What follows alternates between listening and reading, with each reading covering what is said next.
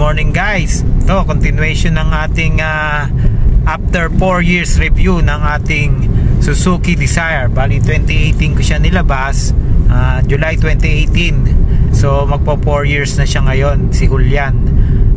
Ito, gamit natin, araw-araw natin siyang gamit, as in araw-araw. So ang pakiramdam, anong pakiramdam? Parang brand new pa rin ang aking gamit. Parang brand new pa rin, walang pinagkaiba since day one. Napakasarap pa rin niyang gamitin, smooth ang suspension, lalo kung aspalto, smooth ang ano niya. O kaya kung sementado man, tapos puno kayo, yun, ganda ng ride niya. Yan.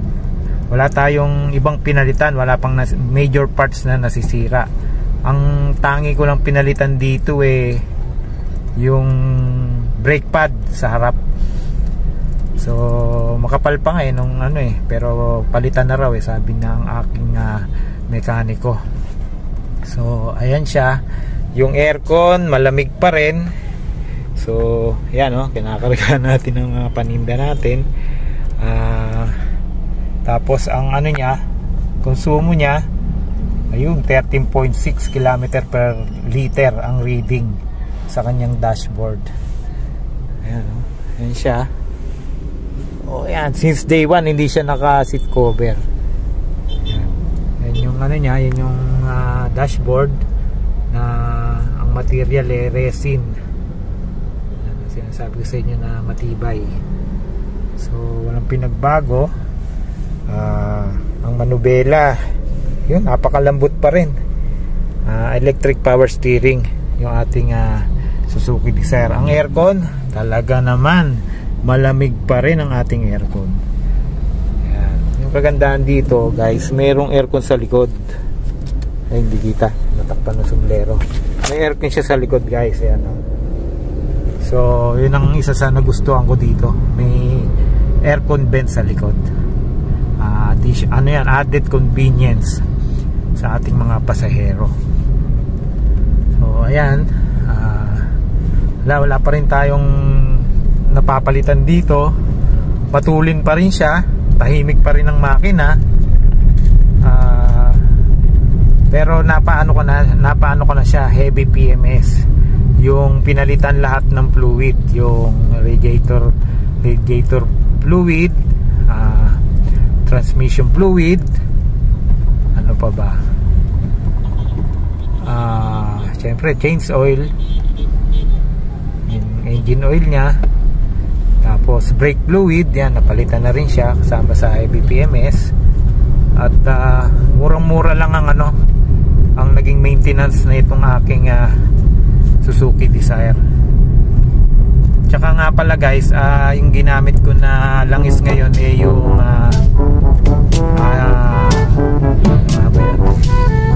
basta yung Suzuki na oil yun City Star ba yun? Basta City Star yata yun. Talagang nag-improve yung kanyang fuel consumption. Tumipid siya guys, tumaas yung reading dito sa aking dashboard. Tahimik pa rin, talagang masasabi mo na kotse yung gamit mo. Smooth na smooth. Medyo malilate na tayo, kaya binibilisan natin. Hindi naman ganun kabilis, syempre maingat pa rin tayo. Kasama nga pala sa ating maintenance syempre yung hangin, yung pressure, yung air pressure ng ating mga gulong. Yan, kung ilang PSI ang nakalagay sa manual o dito sa body ng Suzuki, 29 PSI yung perfect na PSI para kay Dzire. Size 15 siya, tapos 185/60. Yan. So ako kadalasan nilalagay ko is 31 PSI. Kasi ang alam ko, naobserbahan ko, every 1 week o 2 weeks nagbabawas ng 1 PSI. So para mas matagal akong bumalik sa mga hanginan, ang ginagawa ko 31 PSI para lumambot man siya, pasok pa rin dun sa pinaka perfect na tigas ng hangin na 29 PSI. So 31, dadaan mo na siya ng 30, tapos 29. So maging busy man ako at makalimutan kong hanginan yung aking gulong, minsan nakikita ko 28 na lang. So sa tagal-tagal na hindi ko siya hinahanginan, dikit pa rin siya dun sa perfect na na tigas ng hangin na which is 29 PSI. So yan, antayin lang natin na patapos si Montero, ipapahangin din. Next na tayo dyan. Tapos yan, dito tayo sa sa Shell. Mga pangmayaman na nagasolinahan. Pang rich kid. So ayan si kuya, nanginan niya yung Monty. Antay lang tayo.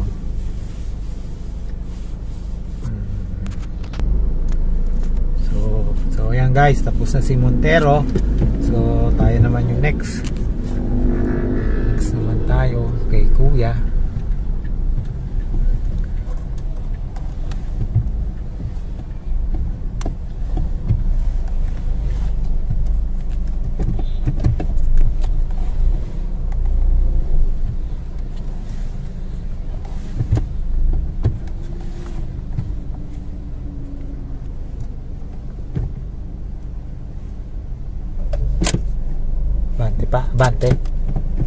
Bante pa raw, sabi ni kuya.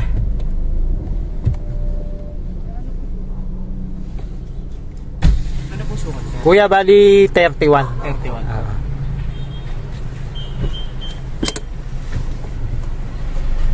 So yan guys, 31. So natin yung kung ilan yung nakalagay ngayon. So mga 4 weeks na rin ako hindi nagpahangin. So mga 29 yan, diba?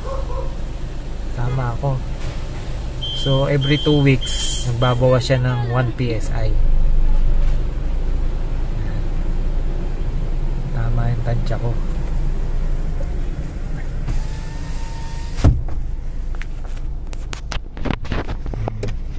Tingnan nga natin kung gaano nakaputpot yung ating goma.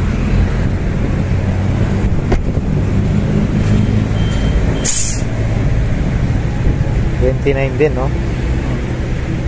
29 yung naiwan, ano? Oo,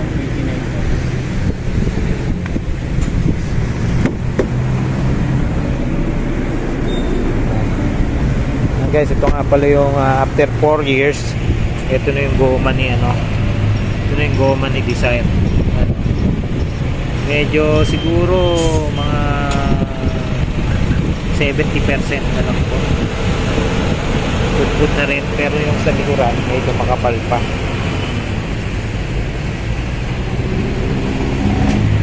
Sa likuran medyo makapal pa. Abot ba, sir?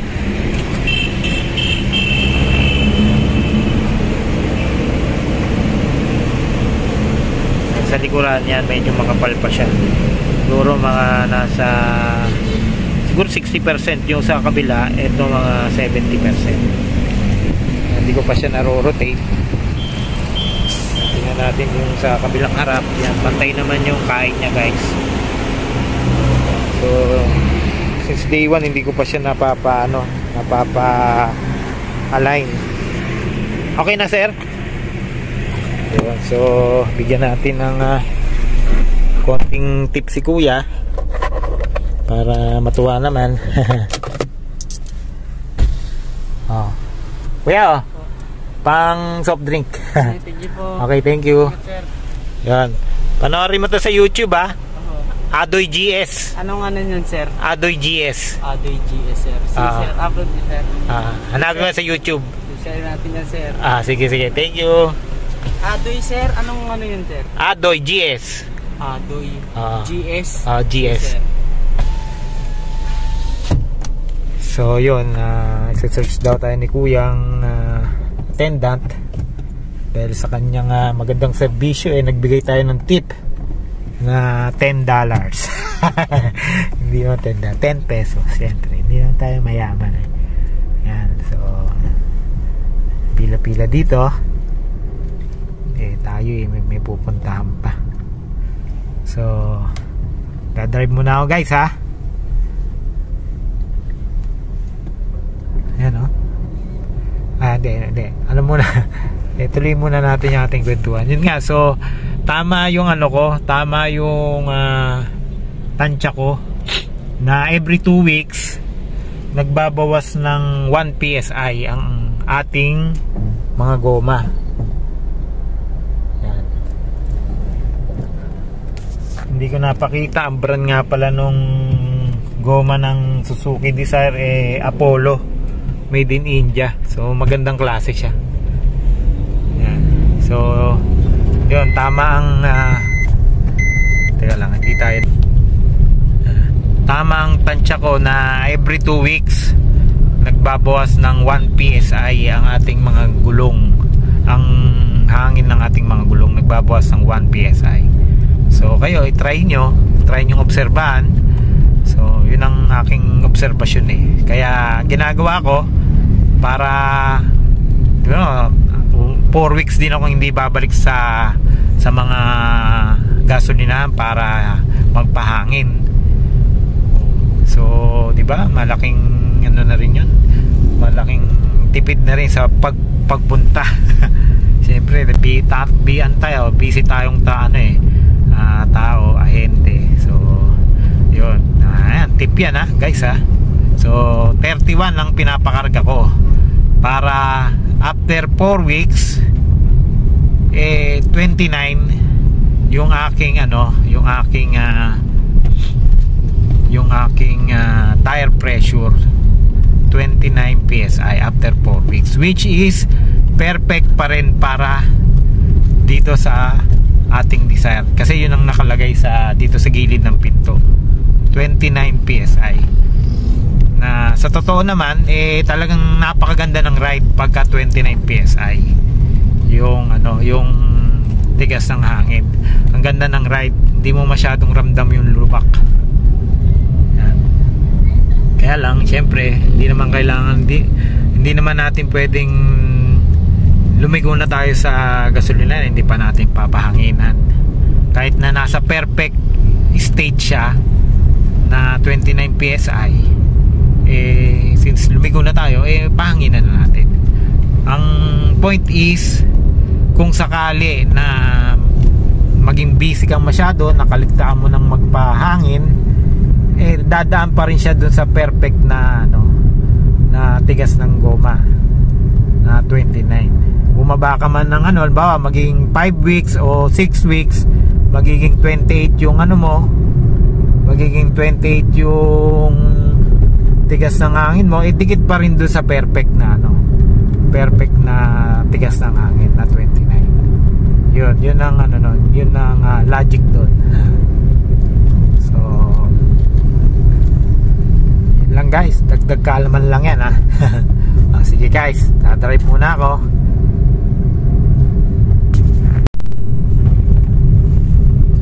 So sa mga nagbabalak na bumili ng Desire, mare-recommend ako talaga itong Desire. Mapa AGS man o mapa GL manual, talagang mag-enjoy ka. Very reliable, lalo kung AGS. Kasi yung AGS pagka traffic pwede mong ilagay sa drive mode.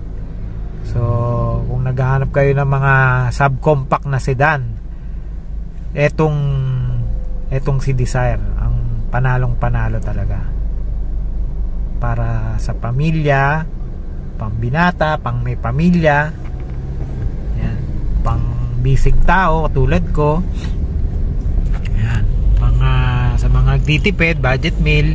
Ito talagang underrated si Desire, underrated. So talagang maganda yung niya, performance. Malambot pa rin yung clutch niya, pagkambyo malambot pa rin, manubela, pagpihit, electric power steering malambot din. Talagang kotse, parang ano nga ito, pambabae. Yan, taas yung ground clearance. Nakita mo yung lubak, lalim ng lubak na yun, ha. Bale wala. Ito yung ride nya. Bumisi na tayo. So atras kasi. Kaya guys, kung baka gusto nyong ako maging ahente nyo, text nyo lang ako sa aking number. Yan, marami tayong unit ng Desire. Mananawa ka sa unit, mapa manual man o AGS, marami tayong unit. So text na, inquire na, at pag-usapan natin ang inyong application. Lamig pa rin ang aircon. Promise guys, hindi ako nambobola. Talagang itong Desire panalo talaga, panalo sa takilya. Yan, ganda pa rin ang niya, tahimik pa rin yung makina hanggang ngayon. Yan, wala pa rin siyang major issue. Siguro nasa paggamit din yan. Ayun, espresso. Espresso. Isa pa sa sikat na sikat din yung ating espresso na yan. So guys, na-drive muna ulit ako. Gamit natin siya sa hanap buhay.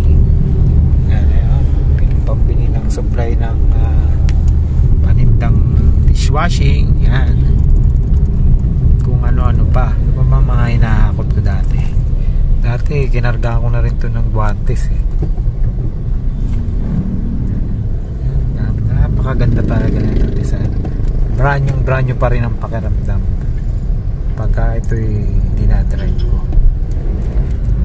So talagang mahal na talaga ang gasolina, kaya medyo iindahin mo rin talaga. Pero kay Desire, hindi mo masyadong ramdam. Kaya pala, next time i-vlog din natin yung gasolina na ginagamit natin, kasi talagang kakaiba ang tagal talagang maubos ng gasolina ginagamit namin. Lahat ng brand tinry na namin. Yung mga ginagamit ng iba na matipid daw kasi mura, tinry ko na rin yun, pero parang ang bilis maubos talaga. Itong ginagamit namin na gasolina talagang super nakakatipid kami simula nung ginamit ko siya. Ang tagal niya talagang maubos. Ewan ko ba kung anong meron dun sa gasolina na yon. So, yan ang road condition dito sa amin sa Bulacan. Ang tawag na nga pala lubakan, kasi nga sobrang lubak. Talagang iiwas ka na lang sa lubak, ikaw ang mag-a-adjust.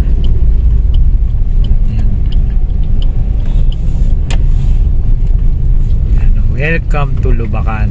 Para sa akin ang rating netong Desire GL manual syempre wala namang perfect. Para sa akin